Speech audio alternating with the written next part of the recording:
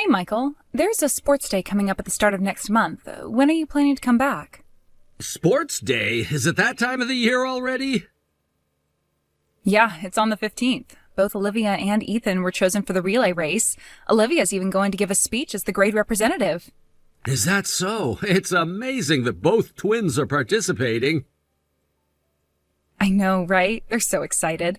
You know, they've been practicing running even when they're home. I've been joining them, and now I'm sore every day. That's great that they're so enthusiastic. How are they doing in school otherwise? They're doing well. Olivia's excelling in math, and Ethan's really taken to reading. It would be nice if you could see their progress firsthand. I'm glad to hear that. I'll check in with them on our next video call. Speaking of which, when are you planning to visit? The kids keep asking. Look, I hate to break it to you, but I can't make it to the sports day. Sorry. Can you please let the kids know? Really? Well, it'll just be me cheering them on. Isn't there any way you can make it? My parents can't come this year due to work, and it's the twins' first elementary school sports day. Nope, no can do. My assignment here ends in 6 months, and I'm really busy right now. Oh, I know. Why don't you invite my parents? You want them to drive all the way here? It's a bit much to ask them to come just for a sports day. Your mom would be pretty bothered by it if we asked her on such short notice. I'd have to fly, you know. Michael, you're on a work assignment, so it can't be helped. Besides, if I invite your parents, I'd have to entertain them alone, and they'd probably stay at our place. That's just too much for me to handle. Well then, Emily, you're on your own. I really don't have any leeway right now. I understand you're busy, but the kids really miss you. They were hoping you'd make it this time. I miss them too, but work is work. I can't just leave whenever I want.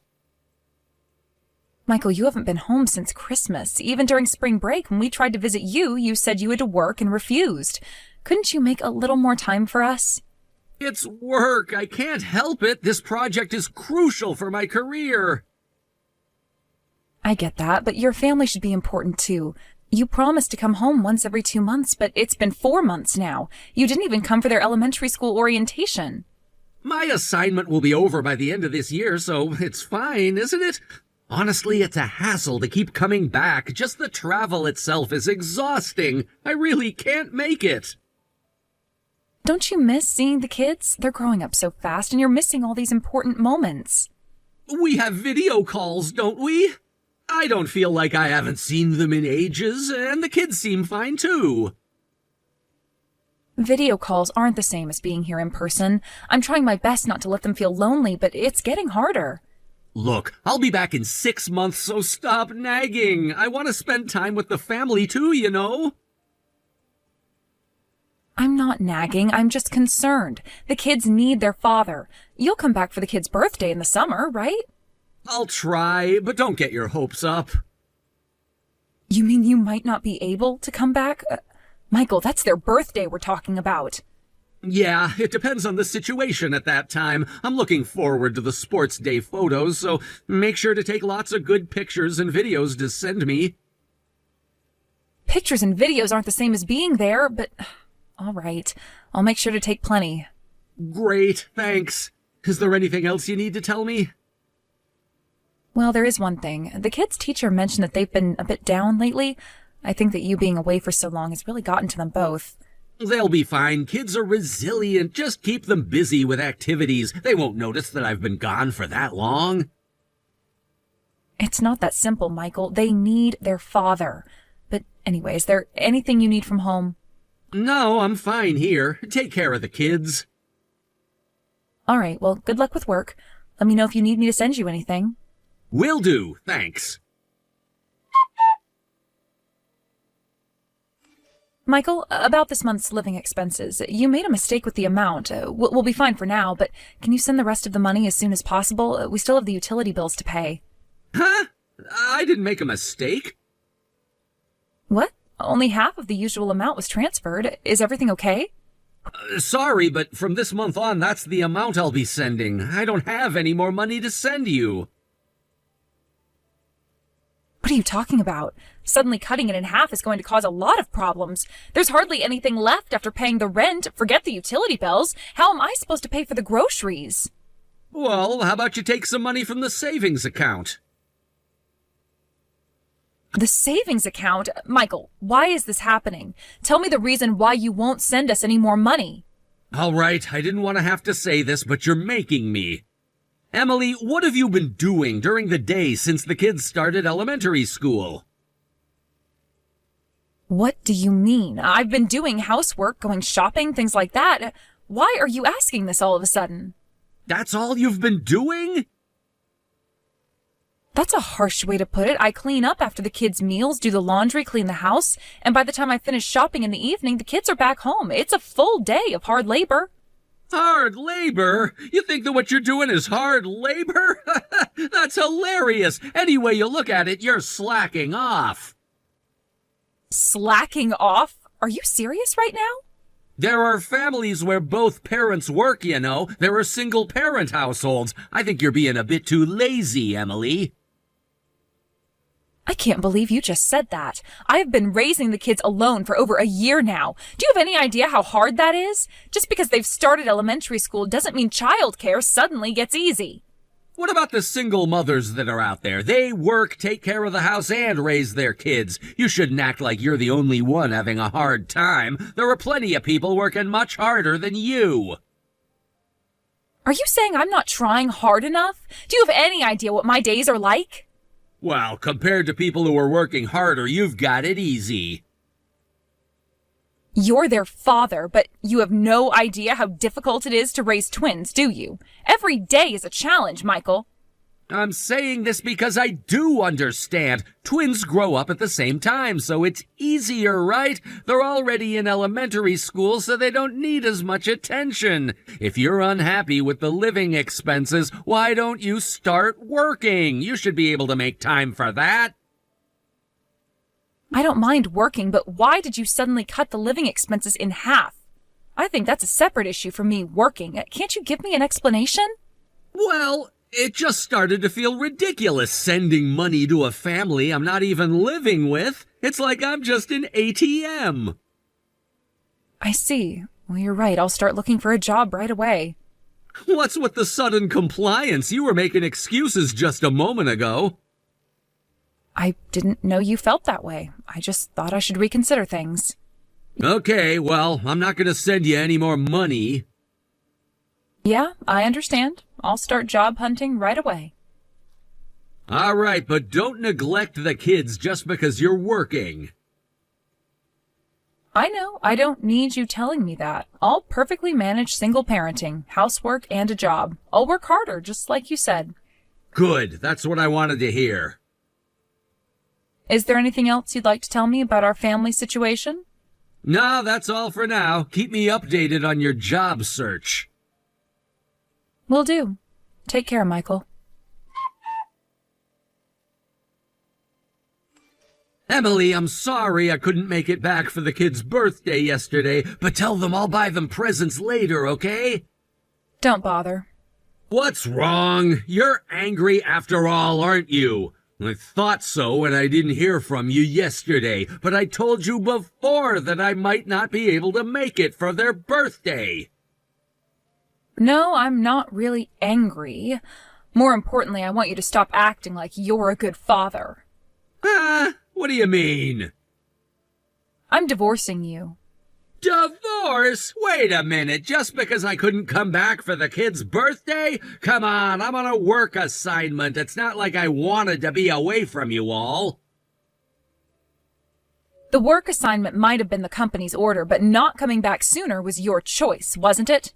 How can you say that to me when I'm working alone, away from everyone for the sake of our family? You're not working for the family anymore, are you? You're working for that girlfriend next to you. Girlfriend? What are you talking about? I know everything, and I have evidence, so don't lie. You've been inviting your mistress to your apartment, haven't you? She's an employee at your workplace, right? I have photos and videos. Oh, and I'll be there in about 15 minutes, so you better get a pen ready. You're signing the divorce papers as soon as I arrive. I don't want to waste a single second hanging around at the apartment where you've been playing around with other women. What? Wait a minute, you're here? Yeah, don't worry. I left the kids with my parents. But I'm not at home right now. It's Sunday. I know you're home. And don't send your girlfriend away. I want to talk to her, too. Even if you do send her away, I know her full name and address. If she doesn't cooperate, I'll contact the company. I'm sorry about all this. I really know I'm in the wrong. But look, this thing with the girl from my company wasn't serious. I told you it was just a relationship during my assignment. Even if that's how you both felt, an affair is still an affair. You had a girlfriend while you were married, and you brought her to your place most every day. You had a physical relationship, too. I think that's reason enough for me to want a divorce. But isn't how I feel about her and how I feel about you more important? Sex isn't everything. Men sometimes go to places just for physical relationships, you know. That's how I saw this, but I don't love her. Oh, it would have been better if you had gone to one of those, places. That would have been a purely physical relationship. But you broke your promise to come back every 2 months, you stopped participating in the kids' events, and on top of that, you suddenly cut our living expenses. You agreed about the living expenses, didn't ya?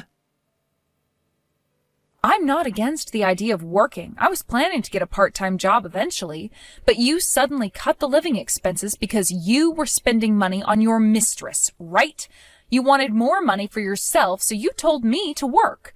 I can't forgive that. And you said I was slacking off when I'm raising the kids and managing the house alone. You even said that I had it easy. You don't know a thing about raising kids. Wow, I didn't really mean it that seriously. You don't have to make a big deal out of everything I said. Right. But come on, when kids start elementary school, they do become easier to handle, don't they?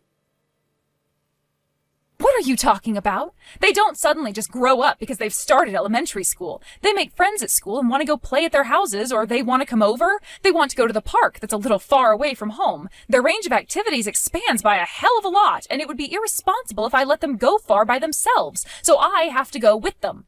But you have time until the kids come home, right? The kids come home as early as 3 p.m. That means I need to be back home by then, so considering travel time and a bit of overtime, I can only work until 2 p.m. So you can work from 9 a.m. to 2 p.m., right? What about the housework? Who's going to do all that? Are you saying I should do laundry, cleaning, and shopping after the kids come home? It's not impossible, is it? You can manage somehow. Yeah, I'd have to if I were alone. But if I can manage everything by myself, then we don't need you, do we? What? I was working hard raising the kids alone because I thought you were working for our family. I didn't complain, of course, but you neglected the kids, suddenly cut our living expenses, and said it was ridiculous to send money to a family you're not living with, even though you accepted the assignment. I felt like you were mocking all my efforts. I felt like an idiot for trusting that you were doing everything for our sake. No. Wait, that wasn't my real intention. You know I didn't mean it like that. Even if it was just an excuse to have more money to spend on your mistress, I wish you hadn't said it. I'm sorry, but those words woke me up. I've been suspecting your affair for a while. What? Seriously? How did you know? Your video calls with the kids became less frequent, and you came home less and less. Anyone who wasn't completely oblivious to what was going on around them would have noticed. I'm really sorry about the affair. I just let my guard down and got ahead of myself after being alone for so long.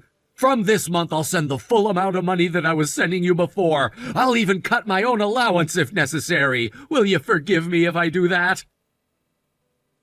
It's fine. You told me to work because you didn't want to send living expenses, right? So I found a full-time job. I don't need your money. What? Full-time? Why would you do that? Yeah, I decided to put the kids in after-school care. I told my parents everything, and they said they'd support me. Wait, I was thinking more along the lines of a part-time job. Why would you get a full-time job? Did you think I would continue our marriage like nothing had ever happened after being spoken to like that? I've been desperately looking for a job these past 2 months so I can be independent from you, so I can prove that our family doesn't need an absent father or a cheating husband. What kind of job is it? There's no way a housewife can suddenly get a job that can support 2 kids. You can't manage without me. I'm working at a private investigation firm. A private investigation firm?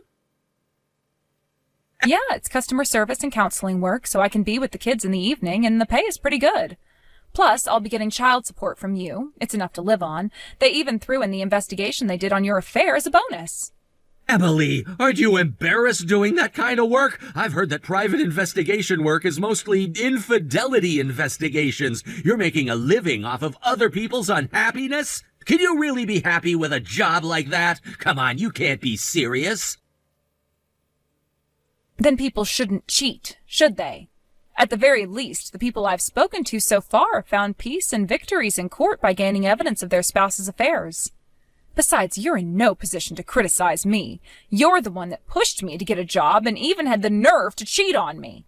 Emily, I really never intended to abandon our family. I was planning to live happily with you and the kids again once my assignment was over. If you think those words will make me change my mind, you should go back to elementary school.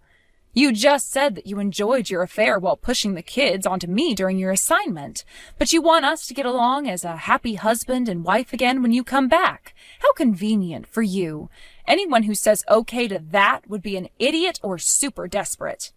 But you and the kids have always been my top priority. My feelings about that haven't changed. Then why did you stop coming home? Why did you suddenly cut our living expenses? It's all because of your affair, isn't it? You preferred to spend time with your girlfriend over us. Emily, I'm really sorry. I'll come home right now, so please don't go through with the divorce. I'm truly sorry for everything. I'll start taking care of the kids from now on, too. You won't have to deal with everything alone, I swear. There's no home for you to come back to. What? We moved out the day before yesterday and canceled the lease on the house. What about my things? I sent them to your workplace. I figure they wouldn't fit in your apartment there. What? You sent them to my company? Yes, I did. I'm serious. I'm going through with this divorce no matter what, Michael. If you try and drag it out, I'll file for a mediated divorce. If you have any objections, take it up in court. What are the kids saying? They must miss me. They must want me to come home. You can't tell them that you suddenly want to divorce their dad. Even if you can't forgive me, can't we try to rebuild our relationship for Olivia and Ethan's sake? Well, the kids said, Dad's never here anyway, so it's fine. They don't care if you don't come back anymore. You had time, but you never even called. You didn't come for their school entrance ceremony, sports day, or birthday. You left everything about the twins to me, and the kids have gotten used to a life without you. You're not a father to them anymore. I'm sorry. I really messed up.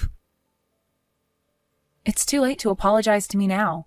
From now on, as a father living apart, I hope you can at least regain the children's trust. Michael, I just wanted to let you know that I received the signed divorce papers. Thank you for not dragging this out. Emily, I still think we're making a mistake. Are you sure we can't work this out? We've been over this, Michael. There's no going back now. I understand you're hurt, but don't you think this is a bit extreme? What about the kids? The kids are adjusting well. They're more resilient than you give them credit for. Can I at least talk to them? I miss them. You can call them this weekend. I've arranged for you to have a video chat on Saturday at 2 p.m. Just a video chat? Can't I see them in person? Not right now, Michael. They need time to adjust to this new situation. Emily, please, I know I messed up, but they're my kids too. Yes, they are, and that's why you'll have visitation rights. We'll work out a schedule once things settle down. I'm not giving you anything more than that. A schedule? This is ridiculous. I should be able to see my kids whenever I want. You can't do this to me. You're being way too emotional. That's not how this works anymore, Michael. You gave up that right when you chose your affair over your family. I didn't choose the affair over my family. It was a mistake. It didn't mean anything. A mistake that lasted months and cost you your family. Actions have consequences, Michael. You've got to learn from them. I get it, okay? I screwed up, but don't punish the kids for my mistakes. I'm not punishing the kids. I'm protecting them. They need stability right now, not confusion. And you think growing up without their father is stable? Growing up with a part-time father who prioritizes his own needs over his family isn't stable either. You were the one that disappointed them time and time again. That's not fair. I've always provided for them. Financially, yes, but they need more than money, Michael. They needed your time, your attention, your presence. They needed their dad. I can change. I'll be there for them now. It's too late for that. You had your chances and you blew them all. So that's it? You're just going to erase me from their lives? No, I'm not erasing you. You'll still be their father, but you'll have to rebuild your relationship with them on their terms now. And what about us? Is there really no chance for us to get back together? Michael, please understand. There is no us anymore. We're done. I can't accept that. I love you, Emily. If you loved me, you wouldn't have cheated. You wouldn't have abandoned us emotionally long before I found out about the affair. I made a mistake. People make mistakes. Give me a break. A mistake is forgetting to buy milk. What you did was a choice, Michael. A series of choices that showed exactly where your priorities lay. I know, and I regret it deeply. Please, give me one more chance. I'm sorry, but no. I've given you too many chances already. It's time for both of us to move on. Move on? How am I supposed to move on without my family? The same way we've been moving on without you for the past year, one day at a time. Emily, please, what can I do to fix this? There's nothing to fix, Michael. It's over. The best thing you can do now is focus on being a good father to Olivia and Ethan. How can I be a good father when I can't even see them? You'll see them. We'll set up a visitation schedule. But right now, they need time to adjust. And what about you? Are you really okay with this? I'm not okay, Michael. I am hurt, I'm angry, and I'm disappointed. But I'm also stronger than I thought I was. I'll be fine, and so will the kids. I never meant to hurt you or the kids. You have to believe that. I believe that you never intended for us to find out. But you made your choices, Michael, and now we all have to live with them. Is there anything I can do? Anything at all? Yes. Respect our need for space right now. Be there for the kids when they're ready. And please, don't make this any harder than it already is. Okay, I understand. Can I at least know how they're doing in school? They're doing fine. Olivia's still doing really well in math, and Ethan's reading has improved a lot. That's good to hear. And how are they handling all of this? They have their good days and bad days, but they're talking to a counselor, and that seems to be helping. A counselor? Why didn't you tell me about that? I'm telling you now, Michael, this is a part of our new reality. I'll keep you informed about the important things, but I don't need your permission anymore. Right, of course. I feel so out of the loop. That's how we felt for the past year, Michael. It's not a good feeling, is it? No, it's not. I'm sorry, Emily. I truly am. I know you are, but sorry doesn't fix this. What will?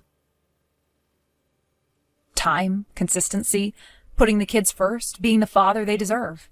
I'll do my best, I promise. Don't promise me, Michael. Show the kids. They're the ones who need to see it. You're right. I'll do whatever it takes. Good.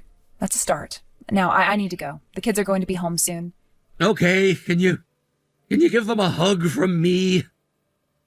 I will. Goodbye, Michael. Goodbye, Emily, and thank you for everything.